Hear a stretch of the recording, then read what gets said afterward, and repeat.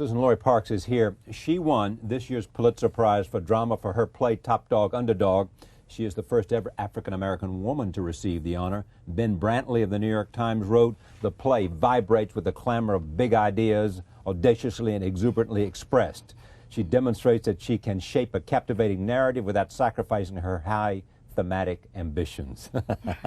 Ooh. Thank you, Mr. Brantley. Yeah, right. I am pleased to have her on this program, and congratulations on the Pulitzer. Thank you so very much. Oh, Thank man. You. It's a joy. It's been quite a crazy couple of weeks. Like what? I mean, what's happened? Oh, Every friend you've ever had. Well, that's the wonderful part too, because there are a lot of friends that I went to college with, a lot of people whose numbers I've lost along the way, and everyone's calling me. And those who can't get through because my phone's always busy, I call them. You know, and it's really been a wonderful time. Some students came down from Mount Holyoke College, where I went to school last night, with a professor, John Limley, who was one of my wonderful teachers. They came to the play last night. Right. We all hung out afterwards. So it's been like an extended family reunion. So it's really been great. You are not an overnight sensation. No, it's been a long night. If I am, it's been a real long night. Yeah, but you know, I mean, yeah. Tell me the bio of you. From Mount Holyoke. No. Exactly. Did you come out of Mount Holyoke saying, "I want to write"? Oh, I want to write plays. Yeah. Plays. Yeah. That's when I started. I started writing plays in 1982, and I graduated from Mount Holyoke in 1985. So I had started, on the road before I graduated. I took a class with James Baldwin while I was enrolled at Mount Holyoke, and it was a creative writing class. We sat around a table, kind of like this, except it was a rectangle, and he sat at the head, and there were 15 of us, 3 from each of the colleges in the Pioneer Valley, the 5-college consortium. And when I read my plays, I was, I would always, and the character does it. I mean, they weren't plays. I'm sorry. Let me say it. When I read my short stories, because I was writing short stories then, I was always very animated. And one day he said, "Have you ever thought about plays?" Exactly. And I'd never thought about writing plays, really. But I started then. I started writing plays then. So. Yeah. And did you have a gift for it? You think? Then. I had. An instinct? Did characters come alive? Could you think dialogue like... Well, characters did come alive for me, and that's why when I read for my own work, I would be so, the characters on the page that I had written would inspire me so completely. But, But you've been writing about 10 or 15 years. 1982 is that's 20 years. Yeah. That's only plays. I was writing short stories and working on like a novel and stuff before then. What's this play about? How did it start? I mean, what about these two characters? It's about these 2 brothers whose names are Lincoln and Booth, whose father named them Lincoln and Booth as a joke. And Lincoln, the older brother, Booth and Abraham Lincoln. Yeah, but these guys' names are just Lincoln and Booth. I don't know their last name actually, which is You don't. Never thought about it. Never gave them a last name. They never told it to me. Maybe it's no. They never told you. Characters tell you. Oh, sure. No, I don't give. I mean, if you give, it's like if you give someone a piece of clothing. They might say thank you, but they won't wear it. If it's not right. So Lincoln would have said to you, "My name is Lincoln." Lincoln Jones. Jones. Yeah. No, they never said their last names to me. So what did you start with? I know this play, Lincoln and Booth. They're brothers. Bun-up-bump. Bun-up-bump. Yeah. Where does Bun-up-bump go? Well, right. So then you sit down and you say, well, I don't know. And then, the whole thing about 3-card Monte, which is another aspect. Lincoln plays 3-card Monte. Lincoln used to be a great 3-card Monte hustler. Right. And has given it up because something in him one day said, "This is not good for me. This is going to lead somewhere bad for me." So he gave it up. He swore off the cards and took a job in an arcade as a Lincoln impersonator, an Abraham Lincoln impersonator. So all day he sits in a chair, puts on white face, he puts on a top hat, a frock coat, and sits in a chair all day and allows people in the arcade to come in and shoot a cap gun at his head, and he plays dead, reenacting that thing that happened. 3-card Monte to playing Lincoln. Well, exactly. Well, he's a working man. Some men, a lot of men, they're not content, no job. They'll go out and they'll find a job and they'll honest work, and he's very hardworking. His brother, little brother Booth, desperately wants to learn how to throw the cards. Booth has a girlfriend, Grace, and he really wants to kind of impress his girlfriend and get things started or restarted with her. And he thinks that learning how to be a great card hustler is the way to a better life. Of course, Lincoln doesn't want to teach him how to do this horrible thing, this card thing. That's basically the play. Well, the play is that, but it's also about it's also about their vulnerabilities. It's also about that they explore what they knew, and one knew more about their mother. Right. You know. Right. It's also about having relationships with one of their girlfriends and all of that. Yeah. But in the end, it's about brothers. It's about brothers. Talking. It's about family. It's about being yourself. You see, Booth, his name is Booth. In the first scene, he tells us that he doesn't want to be called Booth anymore. He wants to be called Three Card. That's his new name. Three Card. Three Card, Monty by Three Card. He imagines himself, one day he will be this great card hustler, and he will have this great name, Three Card, He wants to be someone other than who he is. Lincoln, his older brother, has pushed the cards away. A great card hustler, he has rejected the cards, so he's not being himself. This is really deep and weird. This doesn't go into, when I write the plays, I don't think about any of these things. You just think about what they're saying to each other. What they're saying, what they're doing on one stage. One thing it says leads you to another thing. All right, roll tape. This is a scene from Topdog, Underdog. How you gonna get a woman if you don't got a phone? Women these days are more cautious, they're more, more circumspect. You go into a club looking like a fast daddy, you get a filly to give you her numero phono, and gone is the days that she just give you her number and don't ask for yours. Like a woman gonna call me. She don't want to call you. She just doing a preliminary survey of the property. Link, you don't know nothing, She gives you her number. She asks for yours. You give her your number. The phone number of your home. Thereby telling her three things. One, you got a home. You ain't no smooth talking, smooth dressing homeless Joe. Two, that you was in possession of a telephone and a working telephone number, which is to say that you got the cash and the wherewithal to acquire for your own self the world's most revolutionary communication apparatus, and you together enough to pay your bills. What's three? You give her your number, you tell her that it is cool to call if she should so please. That is, you ain't got no wife or no wife approximation on the premises. Sounds like good advice to me. That's what I'm telling you. Yeah. Oh, it's great. It's great because Booth is really a man of the world. He knows some things that Lincoln doesn't know. He knows things. Yeah, he knows things. Yeah. There's a lot of things he doesn't know, but he does know a few things. And when he comes up upon something he knows, he really works it. Oh, they do such a wonderful job, Mose and Jeffrey, really. Yeah. Now, Don Cheadle, who's one of my favorite actors. Yes. I mean, he's been in Traffic. He's been in so many great movies, right? Says that this reminds him of your work, of Athol Fugard's Blood Knot. Do you think that's true or not? Did you know that? Oh, did I know the play? No, did you know he had said that? Oh, does it ring true to you? Oh, well, it's so funny. He said it's because it's a careful dissection of a brotherly relationship. Sure. I don't know. It's funny. For every seat in the house, there's a different take on this play, I think, and for every seat in the house, there's a different. This will remind someone of something, else. I read Blood Knot so many years ago. I don't remember exactly when I read. I know the play, and I'm a fan of Athol Fugard's, but it's a dissection of brotherly relationships. But it's something. There's something else. There's going on. It's also a dissection of the way we behave around each other and the layers of personality, the layers of being that are required just to get through the day. Lincoln putting on an outfit, Lincoln playing Lincoln, the character Lincoln playing Abraham Lincoln, just to get through the day, just to pay the rent. The roles we play just to make ends meet. Yeah.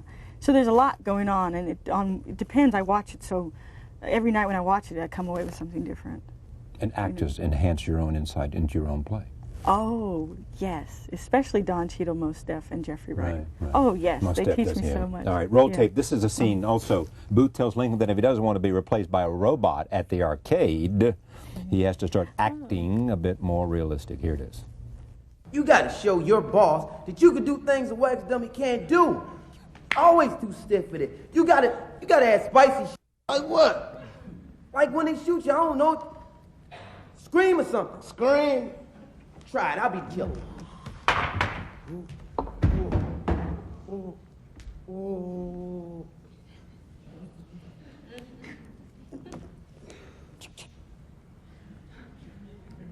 Bang! That's good. Well, wax dummy can scream. They can put a voice box in and make it like it's screaming. You could curse. Try it, I'll be killed. Bang! Yeah, mother sucker. That's good. They ain't going for that. You practice rolling around and wiggling on the floor? A little. Let me see.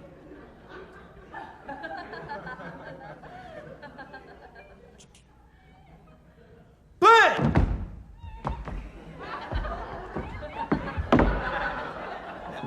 Okay, move your arms. You look like a worm on the sidewalk. Move your arms, move your arms. Okay.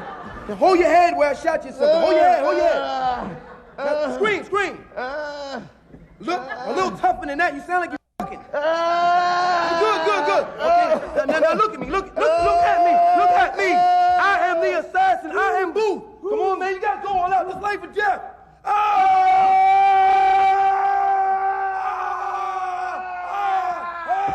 Okay. Cool, man. That's enough. Cool, man. That's enough.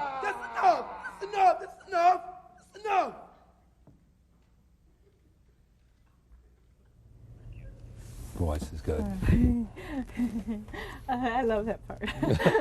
Well, because they're rehearsing an act. You know, they're on stage in a play, rehearsing an act. You know, so it's kind of fun. You have said that part of what, somewhere, in some very basic and deep way, that you're writing plays to give African American men and women an opportunity to act on stage. Yeah, sure. That's. I mean, you could say that's what this play is about. At the deep. Kind of basic root. It's also about, because at the end of the play is over, the lights come up, the actors take their bows, we applaud, you know, most of the time. And it's about two African-American men getting together and working together, you know. So most nights after watching the play, because I've seen it so many times now, that's what the play's about to me. The opportunity to give two black guys a chance to work together. On stage. Yeah. Yeah, and represent, you know, something in a larger community. Yeah, you know, so when this play is done in, you know, maybe small theaters around the country, that's what will be happening all over the country. Two guys will get together and work together and work out stuff while they're working on the play. You know, it's very exciting. The only criticism I've read about you is that some say, as you know, you're writing stereotypical characters and they don't like that. Oh. Have you ever read that? You know people, what I mean? yeah, well, because people, they want you to. Yeah. It is this notion that you know all those characters, Precard Monty and all that. Sure. Write about lawyers and doctors and blues players. And Well, blues music. Well, that could be blues also. would be a stereotypical too. Well, exactly. Well, see, Right. the thing is, it's tricky. You know, I am not a writer who sits down and says, I have a message and I'm going to shove it down the throat of the audience and I want them to leave the theater with thinking such and such. I'm a writer who says, you know, the character taps on my shoulder, pulls my ear, and I say, oh, you want to be in a play? Okay, I'll write it. Is that what happens? Yeah. So sometimes they're three-card Monte hustlers, sometimes they're homeless women, sometimes they're sideshow freaks. But you know, people are funny. If I wrote about doctors and lawyers, the same people would probably say, oh, come on, girl, why can't you keep it real? Yeah, exactly. So I'm not out there to please people, the hundreds of thousands of millions of people in the world. You're out there to please whom? I'm out there to write these plays for my characters who tap on my shoulder and say, hey, girl, put me in your play. That's who I want to please. And then you say to them, what are you about? Who are you? Who are you and what do you want? And what's your story? And leave me alone.